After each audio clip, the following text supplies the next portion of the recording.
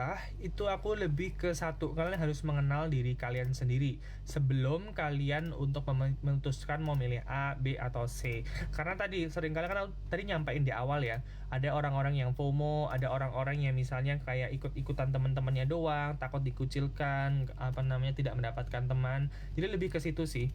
Kayak setelah kalian mengenal diri kalian, baru kalian tentukan. Dan aku setiap ikut organisasi ataupun kepanitiaan, aku memproyeksikan kenapa aku ikut ini, tujuannya untuk apa. Misalnya, oh aku ikut ini supaya bisa melatih leadershipku, misalnya seperti itu. Jadi jangan cuma ikut-ikutan tapi kan kalian nggak mendapatkan manfaat. Oke, boleh nih. Oke, untuk pertanyaan selanjutnya ada dari Luffy Journey. Hmm. Menurut sudut pandang Kak Bri, kan ternyata tidak menghasilkan hasil yang diharapkan. Misal waktu lomba-lomba belum menang, ya sih menurutku bilang it's okay, besok coba lagi. Tapi sedih.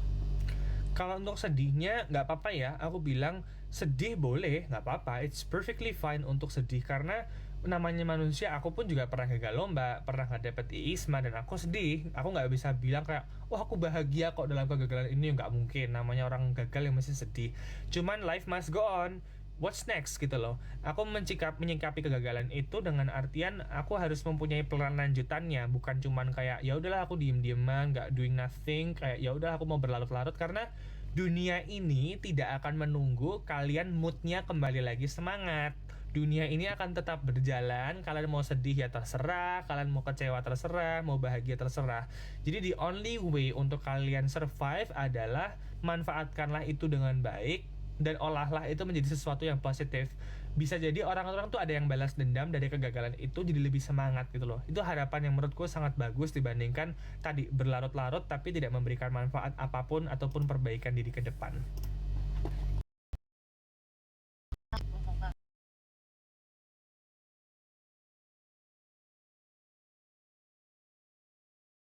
Terima kasih Kak Brian. Oke, untuk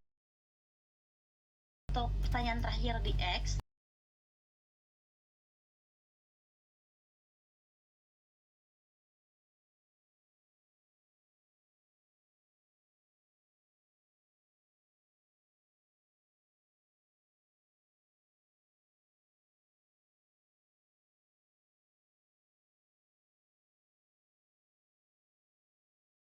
Dan memang ada di bawah alam sadar kita, di mana ada ibaratnya kalau kalian pernah lihat teori perubahan tuh 1% orang tuh pencetus. Nanti ada grafiknya tuh gini, kayak ada yang menjadi pengikut, ada yang pengikut akhir, pengikut awal gitu. Dan orang-orang itu seringnya kalau apa ya, hidupnya tuh ngekor orang gitu loh. Nah, kalau kalian udah dari masa kuliah itu sudah dididik untuk FOMO, ikut orang lain terus, kalian tidak bisa mempunyai kendali dan juga kuasa terhadap diri kalian, dan itu akan berimplikasi ke depan. Kalian sebagai seorang individu tidak bisa menjadi seorang pemimpin karena sesimpel kalian tidak bisa memimpin diri kalian sendiri. FOMO yang aku izinkan itu dalam artian teman-teman kalian belajar untuk mempersiapkan ujian, kalian FOMO juga pengen belajar, itu nggak apa-apa. Tapi kalau permasalahannya teman-teman kalian ikut organisasi, kalian cuma ikut-ikutan doang tapi nggak dapat manfaat, itu yang menjadi masalah. oke, baik seperti itu ya teman-teman yang sudah bertanya di X, semoga menjawab. Nah, kita akan mulai dari pertanyaan yang untuk yang ada di room Zoom ini nih. Silakan untuk raise hand, untuk on mic dan bertanya nih secara langsung ya. Jadi kita mulai untuk percaya diri untuk bertanya. Silakan untuk Kak Alia Amelia Darmawan, boleh nih.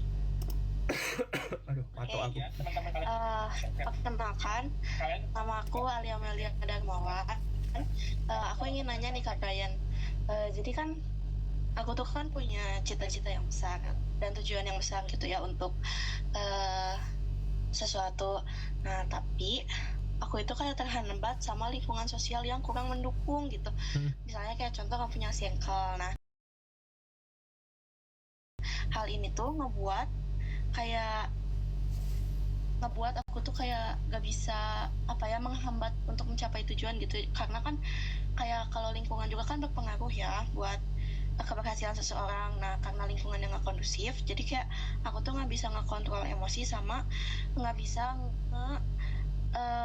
manajemen diri aku gitu untuk menyelesaikan masalah di lingkungan ini, sehingga kemampuan aku untuk mencapai tujuan aku tuh kayak terhambat gitu. Oke. Nah, kira-kira solusi agar kita tidak terjebak gitu dalam masalah yang tidak bisa kita selesaikan tuh kayak gimana ya? Baik, sekarang pertanyaannya gini, apakah kalian mau kesuksesan kalian didefinisikan di mana lingkungan kalian berada? Aku rasa seseorang individu yang layak untuk mendapatkan label sukses itu, dia bisa beradaptasi di lingkungan manapun. Jadi, aku nggak bisa bilang kayak lingkungan tidak bisa memberikan pengaruh. Tapi kita sebagai seorang individu, kita bisa mempunyai kontrol